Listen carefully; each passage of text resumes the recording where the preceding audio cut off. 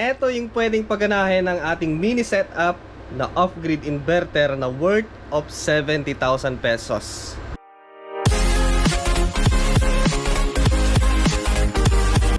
So, kadalasang tanong nila sa akin ay ano daw ba yung pwedeng paganahin ng ating mini setup na si Powpow. Eto. So, ito lang muna guys. Si Day ay hindi muna kasi nga hanggang ngayon ay wala pang kuryente dito sa amin. So, hindi pa natin napapagana. Okay, wala pa siyang battery. So, hindi pa natin pwedeng paganahin. So, lahat ng ginagamit namin ngayon ay si PowMR.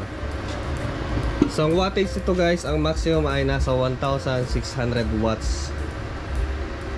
Tapos itong battery natin ay nasa 230 AH 12 volt setup. So, ano daw yung mga kadalasan or ano daw ba yung kayang paganahin ng ating mini setup na worth of 70,000 pesos. Sa 70,000 pesos guys ay hindi pa kasali yung battery. Kasi kung isasama natin yan, mas mapapamahal pa tayo. So yun lang guys, yung 70,000 pesos, yung lahat. Kasi lumaki na naman kasi nga naglagay na naman ako ng monitor. Yan. So mas maganda kasi para makita natin na hindi natin pinipindot-pindot dito. Nabubugbog yung mga switch. Kahit kay Deye. So in the future ay lalagyan ko rin. Sa bagay naka-centralized to eh. Kung maglilipat tayo ng setting, maglilipat tayo ng inverter, dito pa rin ang bagsak.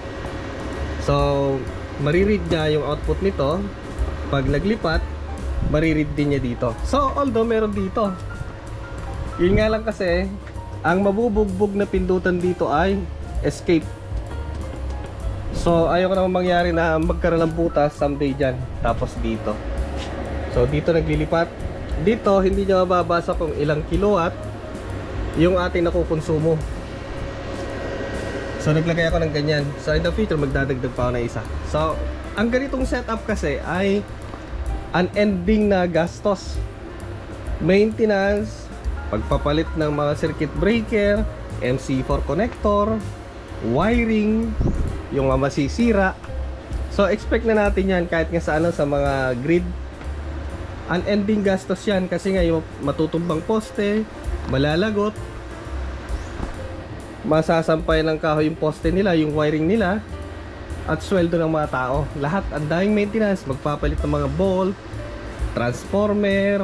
Like dito, ganun din, may pinaghahandaan tayong gastos para sa kanya mga maintenance, sa guys, sa wiring, sa battery, sa inverter, lahat-lahat, sa ATS, sa solar panel. Pag may bagyo, tatanggalin, kakabit. Yung mga MC4 may mga masisira.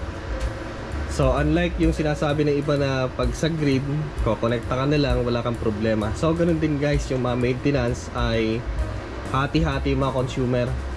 Yun nga lang kasi hindi ikaw yung gagawa, pero lahat ng mga danyos, lahat ng mga bayad sa maintenance, hati-hati yung mga consumer.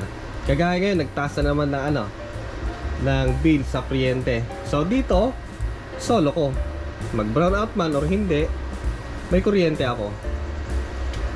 So dito parang nararamdaman lang natin yung problema ng mga electric cooperative.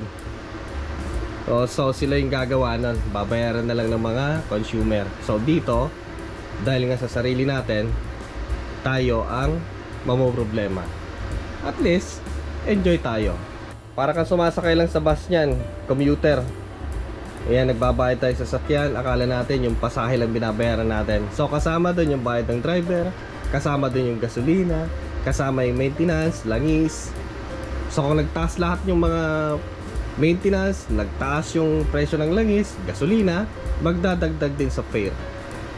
So kung may sarili kang sasakyan, mararamdaman mo kung ano yung mga ginagawa ng mga driver or owner ng sasakyan.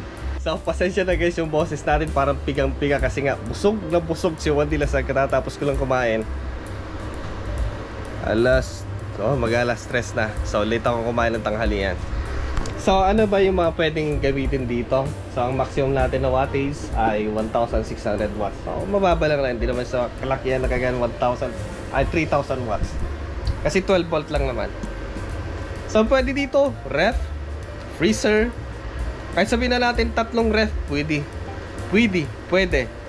Electric fan, Kahit 10 electric fan pwede. Kaya lang mayroong tinatawag na interval, hindi pwedeng pagsasabayin.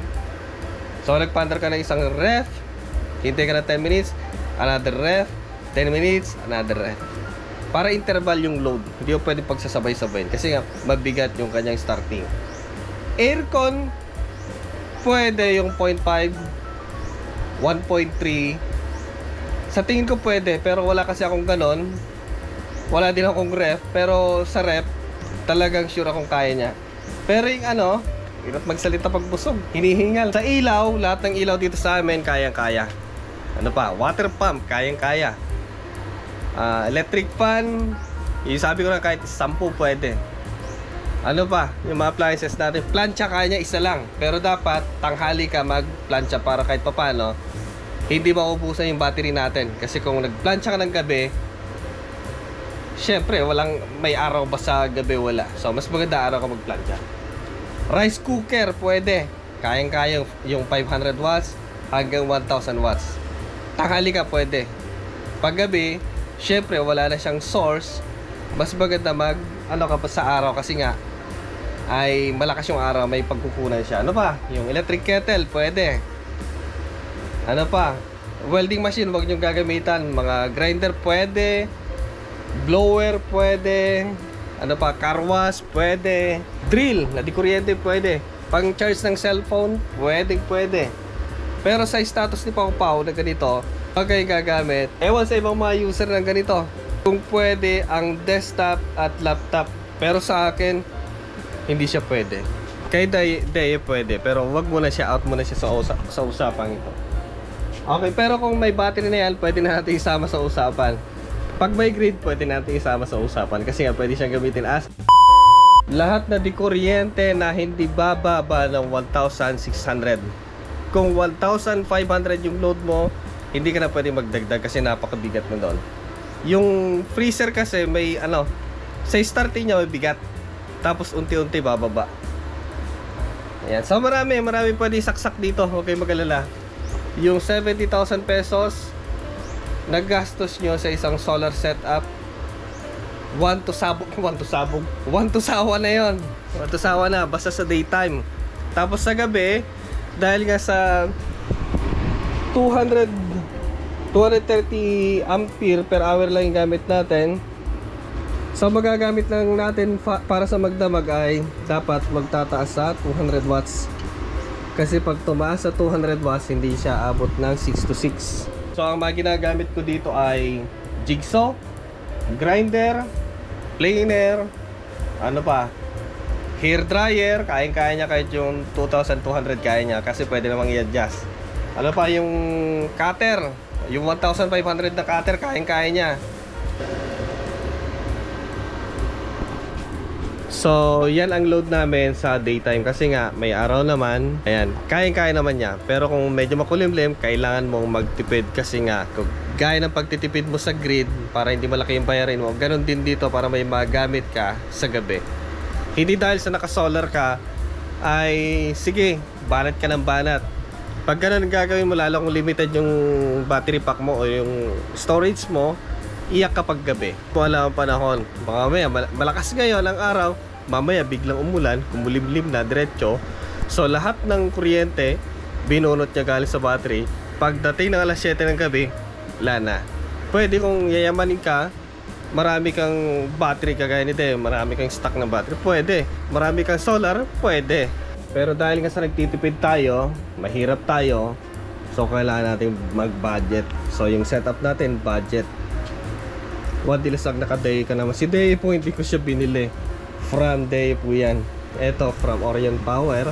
Buti nga nakatipid tayo From Bluetti, from Apex, Thunderbox. So yung mga yun hindi ko binili. So ang binili ko lang dito, ito, mga solar panel sa taas, mga railings, inverter, yung mga yan. Yun ang gastos ko lang. So worth of 70,000. Ang laki. So may video po ako kung ilan yung nagastos ko sa setup. At doon nasabi ko lahat kung magkano yung naging gastos ko. Para hindi po natin masabing overpriced. So lahat po kasi ngayon napakamahal ng bilihin. So yun guys, yung kayang pagganahin ng ating simpleng setup na si Pau Pau off-grid inverter. Pwede rin siyang hybrid inverter, pero as of now, brownout, walang kuryente dito sa amin. Baka siguro 25 meron na, 25 of this month meron na. Tentative, di pa namin alam kasi chismis pa lang yun. Maraming salamat sa inyong panonood sa video na to. Next time ulit, ang laki ng buka ni Juan de la Salle. Maraming salamat sa inyo lahat. See you next time.